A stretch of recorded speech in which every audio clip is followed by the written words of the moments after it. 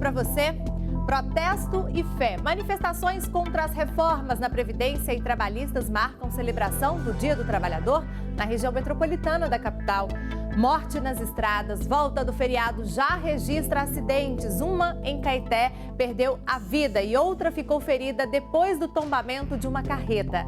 Briga de torcedores, clássico entre Cruzeiro e Atlético termina empatado e com confusão fora do estádio. Em Dia com o Leão, terminou o prazo para declarar o imposto de renda. Se você está atrasado, vai ter que pagar multa. E quem ficou aqui na capital teve a opção de ir a um festival de bolhas de sabão na Praça do Papa. Esses são os destaques do jornal Band Minas, que já começou.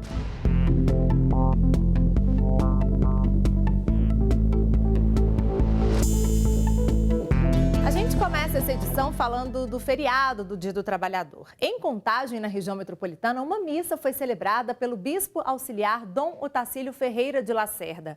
Durante a celebração, sindicalistas espalharam faixas contra as reformas trabalhistas e da Previdência. Seu Geraldo acompanha a missa há mais de 40 anos e este ano veio com um pedido especial. É porque eu quero ver um Brasil melhor, bem governado, sabe? De gente que tem competência. Assim como ele, dezenas de fiéis estiveram na Praça da CEMIG em Contagem para a celebração em homenagem ao Dia de São José Operário. Para abençoar o nosso Brasil, que o nosso Brasil está precisando muito de melhoras, né? Que é muito sofrimento do povo. Nós sentimos tamanha dificuldade que traz o desemprego e as consequências da violência, da insegurança. Quanto maior for a dificuldade, mais forte e maior também tem que ser a fé, tem que ser a esperança que nos move por dias melhores. Por causa da greve geral que aconteceu na última sexta-feira, representantes de várias centrais sindicais aproveitaram o momento para mobilizar a sociedade contra as reformas trabalhistas, da Previdência e a terceirização. Nós, trabalhadores, vamos aceitar essa proposta? De jeito nenhum. Por isso, companheirada, só temos um grito. Vitória, companheirada! Precisamos abrir um diálogo pacífico, um diálogo que faça crescer as melhores condições do nosso país. Não a imposição de decretos, não a abolição de direitos já conquistados. A missa que acontece há tradicionalmente 41 anos reúne fiéis de pelo menos 12 municípios mineiros. Está aqui hoje, está mostrando para o Brasil que somos um pedaço pequeno, né? Mas estamos inseridos nesse contexto para fazer a diferença. Pois é, e ainda falando do Dia do Trabalhador, dados mostram que já são 14 milhões de pessoas desempregadas no país. A situação é preocupante, mas não dá para ficar de braços cruzados, né? Muita gente que saiu do mercado apostou no trabalho informal e é assim que está conseguindo pagar as contas. Olha só. No Dia do Trabalho, mais de 14 milhões de brasileiros têm pouco a comemorar. Mas por trás dos números, cada trabalhador em busca de recolocação tem sua história para sobreviver à crise. Diogo é formado em fisioterapia, mas há 2 anos ficou desempregado. A esposa estava grávida de 8 meses. Ele resolveu pegar as receitas de família, muitas delas feitas pela avó descendente de italianos, e colocou a mão na massa para ter uma renda temporária. A primeira coisa que eu fiz inicialmente foi a rosca, que sempre foi a tradição da família e tal, e como teve muita saída da rosca, e eu resolvi ir fazendo outras coisas. Aí veio o capelete, que também era a minha avó e meu avô que faziam, e aí eu fui buscando outras coisas. Fiz curso em Belo Horizonte, fiz curso em São Paulo de massas e fui aprimorando, fazendo outras massas. Como já gostava de cozinhar, chegou a fazer um curso voltado para a produção de massas. Com o tempo, o cardápio foi aumentando e a experiência também. De temporária, a renda passou a ser a principal. Hoje eu falo que eu estou mais realizado do que antes. Por quê? Hoje eu estou fazendo uma coisa que eu gosto, eu dedico a isso. Tipo assim, eu chego aqui 6 horas da manhã para começar a fazer. Então, tipo assim, não tenho hora para ir embora.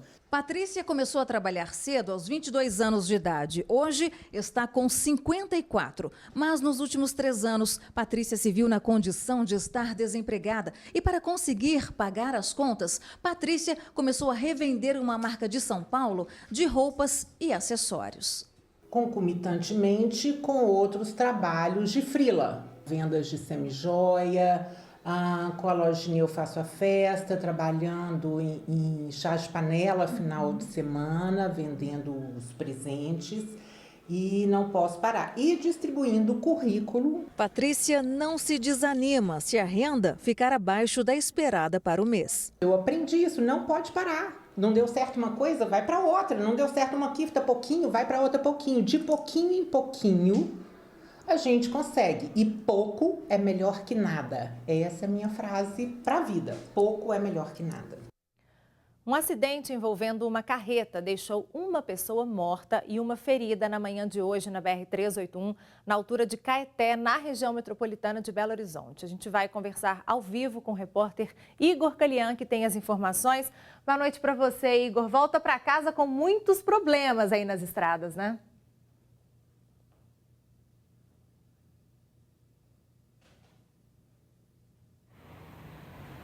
Ligar os trem aqui. Aí o Band de Minas, infelizmente esse foi um de vários acidentes que aconteceu aqui na região metropolitana de Belo Horizonte, na cidade de Caeté, na BR-381. Segundo o Corpo de Bombeiros, um caminhão, que inclusive o pessoal de casa aí vai poder acompanhar algumas imagens, tombou ainda por motivos desconhecidos, saiu da pista e pegou fogo. 2 pessoas estavam no veículo, uma delas infelizmente não resistiu, morreu no local e a outra vítima foi socorrida para o Hospital João 23 com queimaduras e também traumatismo craniano. A BR-381, inclusive, Gisele, já está liberada. No início da tarde a pista já estava totalmente liberada, mas segundo a Polícia Rodoviária Federal, é o trecho que está mais movimentado e também com o trânsito lento. Nesse momento, Gisele, nós estamos aqui na BR-356, que faz ligação aqui com a 040. O nosso cinegrafista Michael Stallone vai mostrar que realmente a volta de casa está um pouco mais tranquila. A gente tinha mostrado na sexta-feira que realmente o pessoal iria viajar menos, então trânsito bem mais tranquilo aqui na BR-356, mas é claro que isso, mesmo com o trânsito mais tranquilo, o pessoal tem que ter muito cuidado na volta para casa, Gisele. E amanhã nós teremos um boletim completo com o número de acidentes em todo o estado. Tá certo, obrigada pelas informações, Igor. Olha, termina amanhã o prazo para o eleitor que não votou e não justificou nas últimas 3 eleições regularizar a situação na Justiça Eleitoral. Depois dessa data, as pessoas em situação irregular correm o risco de ter o título cancelado. Para regularizar, o eleitor deve apresentar no cartório eleitoral documento oficial com foto, comprovante de residência e, se possuir, título eleitoral e os comprovantes de votação, de justificativa ou de quitação de multa. Todas as informações estão no site tre-mg.jus.br. Depois do intervalo, você vai ver os destaques do futebol. Teve clássico ontem no Mineirão, festa em campo e quebradeira nos arredores do estádio.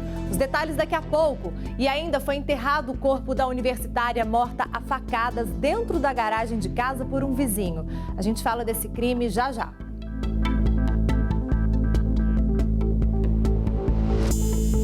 Foi enterrado o corpo da estudante Isabela Perdigão, esfaqueada por um vizinho quando saía de casa para ir para a faculdade no bairro Coração Eucarístico. O crime chocou os moradores. Depois de invadir a garagem do prédio onde a jovem morava, o suspeito também atingiu o pai da vítima com facadas e ainda foi ao apartamento onde a família morava e colocou fogo em um sofá. No velório, parentes e amigos estavam abalados. No início da tarde, o corpo de Isabela foi acompanhado por um cortejo até ser enterrado. O pai, ainda com ferimento na mão esquerda, e a mãe da jovem não quiseram falar com a imprensa. Isabela foi morta por Ezequiel Miranda da Silva, de 41 anos, na manhã de sábado, quando saía de casa para ir à faculdade. O suspeito teria abordado a jovem quando ela abriu o portão da garagem e a esfaqueou. O pai dela teria entrado em luta corporal com Ezequiel e também acabou ferido. Segundo a polícia, o homem morava no prédio ao lado e tinha uma paixão platônica pela jovem. Logo depois do crime, o suspeito invadiu o apartamento da família e colocou fogo em um sofá. Ele foi preso pela polícia. A jovem chegou a ser socorrida, mas morreu a caminho da unidade de pronto atendimento. De acordo com a polícia, foi um crime passional, porque Ezequiel alimentava uma paixão platônica por Isabela há 3 anos. E segundo testemunhas, segundo a irmã de Ezequiel, ele teria problemas psiquiátricos, mas a família não acredita nessa versão. Eu não acredito que esse monstro seja doente. Agora ele está se fazendo de doente para se safar, porque é muito mais fácil passar por doente e sair matando meninas desse jeito do que assumir que é um assassino cruel e que gostou de matar. A família dele está com o sangue da minha Belinha nas mãos. Pai, mãe, todo mundo que sabia desse vagabundo, que sabia que ele estava observando a Belinha, tem o sangue dela nas mãos. São tão assassinos porque eles foram omissos em alertar a família. Eu confio mais na justiça de Deus do que a dos homens. Mas eu espero que um dia esse país, assim como o mundo, consiga proteger e lidar com esse tipo de problema para que nenhuma outra pessoa perca a vida. 150 quilos de maconha foram apreendidos em Lagoa Santa, na região metropolitana de Belo Horizonte. Quem tem as informações é o repórter Diogo Ramalho. Boa noite para você, Diogo. Boa noite, Gisele. Boa noite a todos. Exatamente, essa quantidade da droga foi encontrada numa residência em Lagoa Santa, região metropolitana de Belo Horizonte. Segundo a polícia, eles foram chamados após vizinhos denunciarem uma briga dentro de casa. Quando os policiais chegaram lá, encontraram um garoto, uma criança, com um ferimento no braço. E aí, de acordo com informações também da Polícia Militar, uma mulher de 32 anos de idade, que seria mãe do garoto, fugiu e foi presa posteriormente. A briga seria dela com um companheiro de 42 anos. Foram apreendidos dentro da casa 150 barras de maconha, pequenas porções da droga, 3 porções de cocaína, R$420 em dinheiro, balança de precisão e uma câmera fotográfica. Gisele. Tá certo. Obrigada pelas informações, Diogo. Acabou o prazo para os contribuintes declararem o imposto de renda, mas essa é uma obrigação de todo trabalhador que ganhou no ano passado mais do que R$ 28.559,70. Quem perdeu a data tem que procurar a Receita Federal e não vai ter como escapar das multas. Quem perdeu o prazo pode entregar a declaração a partir desta terça-feira. De primeiro, ele precisa de baixar o download do sistema, né? Porque geralmente muda a Receita, o novo sistema, para entrega em atraso, né? Aí ele faz a declaração para enviar. Mas os atrasados terão que pagar uma multa de no mínimo R$ 165,74 e de no máximo 20% do imposto devido. Vou dar um exemplo didático. Ele tem um imposto de 100 mil a pagar, né? Então ele vai ter 1% de imposto hoje, porque nós estamos no primeiro mês de atraso, daria R$1.000. Se ele esperar 20 meses para entregar a declaração, deixa de pagar 1.000 e vai pagar 20 mil de imposto, ok? Então, isso é muito prejudicial. E outra, além da multa, ele vai ter que pagar juros do imposto devido, que foi lá em 28 de abril de 2017. Não fazer a declaração pode render uma dor de cabeça. A consequência imediata é que o CPF adquire status de pendente de regularização e, com isso, complica a vida do contribuinte, já que o documento é necessário em várias tarefas. Na prática, o contribuinte com CPF pendente de regularização não pode, por exemplo, fazer empréstimos, obter certidão negativa para compra ou aluguel de imóvel, tirar passaporte, visto de viagem e até mesmo prestar concurso público. Então é importante que ele entregue o quanto antes, que de qualquer forma ele tem que entregar, né? Então, o mais importante é que ele faça o mais breve possível para diminuir a multa e sanar essas questões de impedimento na vida dele. Quem entregou a declaração e vai retificar só paga a multa que incide sobre o imposto devido. A retificação é normal, a pessoa baixa o sistema e faz a retificadora dele entrega. Ele não tem penalidade de multa, né? Ele só terá, caso ele tenha mais acréscimo de imposto, de pagar esse acréscimo com multa e juros. Vamos falar agora do futebol. No primeiro jogo da final do Campeonato Mineiro, Cruzeiro e Atlético ficaram no 0-0. Boa noite para você, André Salles. Conta pra gente aí como é que foi essa partida. Pois é, boa noite, Gisele, boa noite para todo mundo que acompanha o Band Minas. Foi um jogo muito truncado, né? E aí então acabou ficando no 0-0 com poucas oportunidades, como a gente acompanha aí na reportagem feita pelo Igor Calian. Vamos ver. O primeiro jogo foi no Mineirão, com o Cruzeiro jogando como mandante, fora e dentro de campo. O jogo começou estudado, sem chances de gols, até os 10 minutos, quando o time celeste mostrou que dominaria a primeira etapa. Aos 13, Rafael Sobis tentou de fora da área, mas a bola passou por cima do travessão de Vitor. Logo em sequência foram 1, 2, 3 boas chegadas do Cruzeiro até esse chute de Thiago Neves, que passou perto do gol. O Galo só conseguiu concluir aos 35 minutos com Fred. O Cruzeiro ainda tentou responder, mas na única vez que a bola entrou, não valeu. O árbitro marcou falta em Vitor. Ao meu ver, fomos superiores, bastante superiores no Clássico, né? Os números não deixam isso em dúvida, mas não conseguimos fazer o gol. O Clássico teve todos os elementos de Clássico e de final. Um jogo de intensidade, disputa física. Foi um primeiro tempo com certeza, com mais domínio do Cruzeiro. Já na segunda etapa, um pouco mais de equilíbrio e um jogo cheio de emoção. Quem teve a primeira boa chance foi o Atlético. Nesse cruzamento rasteiro de Marcos Rocha, Elias concluiu para fora. Menos de 2 minutos para a resposta do Cruzeiro. Depois da cobrança de falta, Hudson de voleio quase abriu o placar. Aos 15 minutos, teve muito atleticano que gritou gol nessa conclusão do Gabriel. Nesse lance, Vitor rebateu o chute de Ábila e depois de uma boa troca de passes da Raposa, Arrascaeta chutou forte para fora. A melhor chance do Galo no jogo foi aos 34 com Fred. O atacante tabelou com Elias e concluiu muito perto do gol. Agora, no jogo de volta, que será realizado neste domingo na Arena Independência, o Atlético precisa de apenas um empate para ser campeão. O importante é que eles consigam recuperar bem. A recuperação já começou no vestiário. Não dá para dizer que tu entra 100% com a sequência de jogo. Não é nem só o jogo do meio da semana, a sequência, o acumulativo. As duas equipes vão estar em igualdade de condição, porque ambas vão jogar na quarta-feira. Então, se tiver desgaste, todo mundo vai ter um pouco mais de desgaste e equilíbrio. Se tiver equilibrado, a gente tem condição de fazer o que a gente fez. Pois é, a gente viu que foi um jogo bonito, disputado, mas fora do estádio, muita confusão, briga, né, André? Tá demais, viu, Gisele? E acaba manchando, sim, a história do Clássico, né? A gente teve muitas confusões, e tanto na parte interna, no Mineirão, e também nas ruas da cidade. A gente tem até algumas imagens aí. Olha só, essa, por exemplo, foi no centro da cidade. Olha aí, ó. Torcedores do Atlético arremessando aí pedras, coisas contra torcedores do Cruzeiro que também revidam. Ou seja, muita confusão.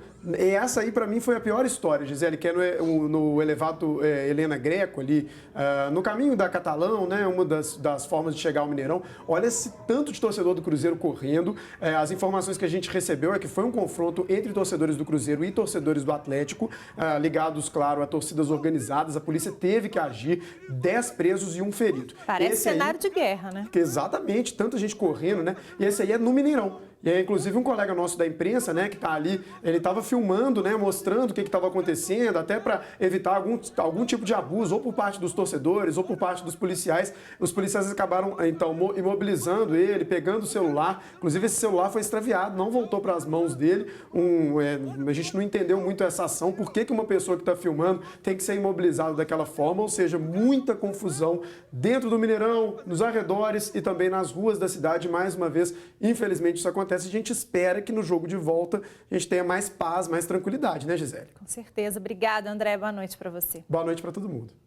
Depois do intervalo, a gente vai falar do preço das vacinas aqui na capital. Com a campanha nos postos de saúde, quem procura a rede privada tem que pesquisar muito. E tem também o Festival de Bolhas de Sabão, que deixou o feriado de quem ficou aqui em BH mais colorido e divertido. A gente foi lá na Praça do Papa conferir e você vê a seguir.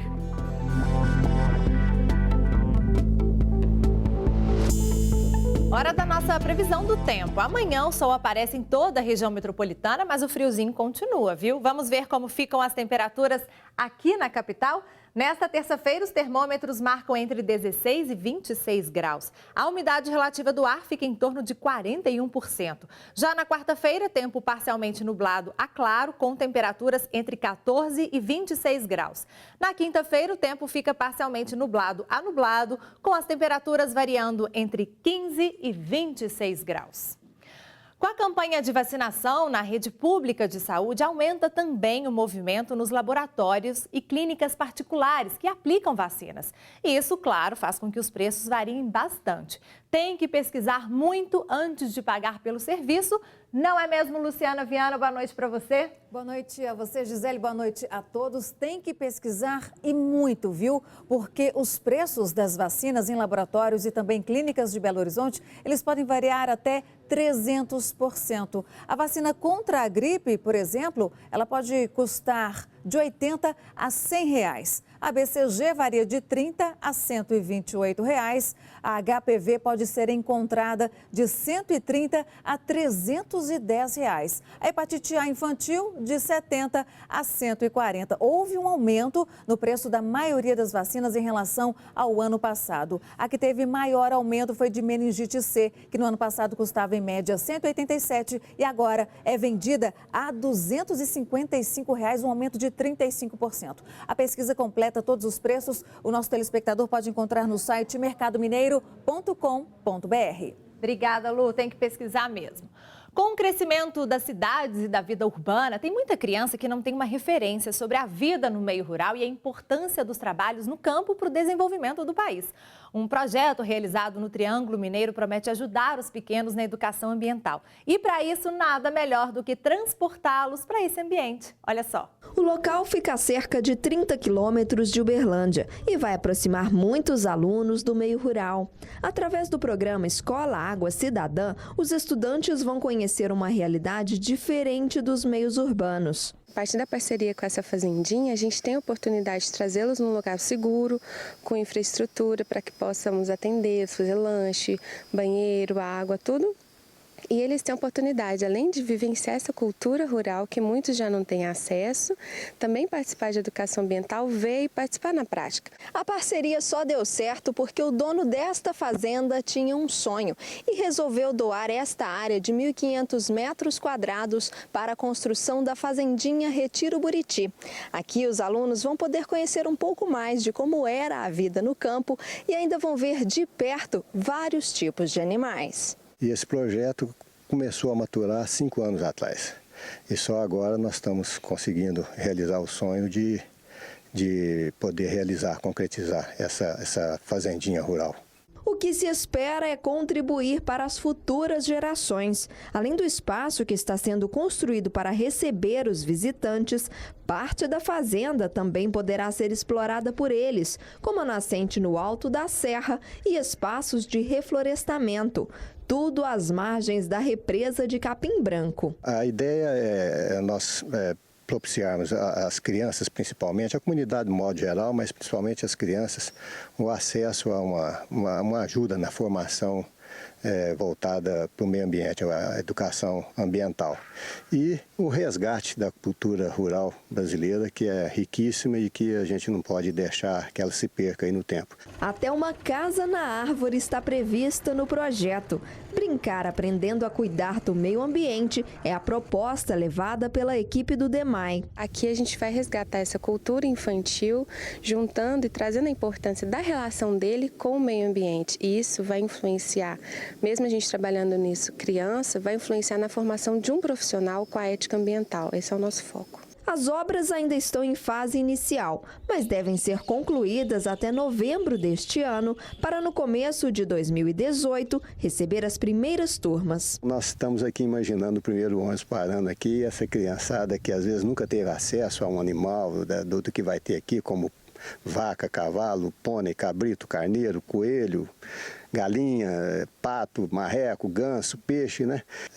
Visões de que vai ser uma alegria muito grande para eles e para a gente também, que vai ser o que a gente tanto sonhava, ver essa criançada aí se sentindo à vontade no meio rural.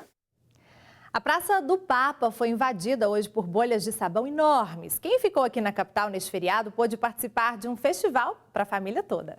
Feriadão muito bem-vindo para descansar, levar a criançada para a praça, andar de bicicleta ou tirar um tempo para ler um livro. Mas quem foi até a Praça do Papa hoje teve um programa diferente, um encontro de bolhas. É isso mesmo, bolhas de sabão. Começou com a gente fazendo na rua, eu e uns amigos, informalmente, só para brincar mesmo. E aglomerava muita gente, o pessoal queria comprar, a gente começou a fazer para vender e isso acabou virando uma profissão. A gente viaja fazendo bolha, vendendo na estrada e tal. Aí, com tanta gente fazendo pelo Brasil, a gente começou a ter a ideia de reunir essas pessoas em alguns lugares. E a ideia deu tão certo que já está na sua terceira edição aqui em BH. E claro que a criançada aprovou. É uma coisa legal e, tipo assim, nova, né? Muito interessante, muito criativa. Já tentei fazer ali agora. E deu certo? Deu. Eu achei muito legal. Às vezes é legal estourar, porque aí você sai correndo nas bolhas. Ah, e tem também os mais crescidinhos que também entraram na brincadeira. Legal demais. A gente tá aprendendo aqui. Achei que não ia conseguir não, mas saiu uma, você viu? Ficou legal. O objetivo por aqui é se divertir. E em plena era da tecnologia, trazer os pequenos ao ar livre é um grande programa. E dá para fazer. Você vê que não tem ninguém aqui com celular, estão brincando, estão divertindo. O celular é só para tirar foto, mas dá. No programa DNA do último sábado, Paulo Navarro recebeu o diretor de comunicação da Fiat Chrysler, Marco Antônio Lage. Estou falando de Marco Antônio Lage, diretor de comunicação corporativa e sustentabilidade da Fiat Chrysler Automóveis para a América Latina. Tem capetinha aí dentro? Não, mas nem tanto de capetinha, acho que nem tanto. Acho que eu sou muito respeitoso, mas com relação às pessoas, eu acho que o maior defeito é não respeitar as pessoas. Marco Antônio Lage é um cidadão comum, né, que até é meio lugar comum dizer isso, mas é alguém que ama a vida e ama as pessoas. O programa DNA vai ao ar todos os sábados, às 6:50 da noite. A gente fica por aqui. A partir de amanhã eu entro de férias, mas em junho eu tô de volta. Uma boa noite para você, uma ótima semana. A gente se vê. Tchau, tchau.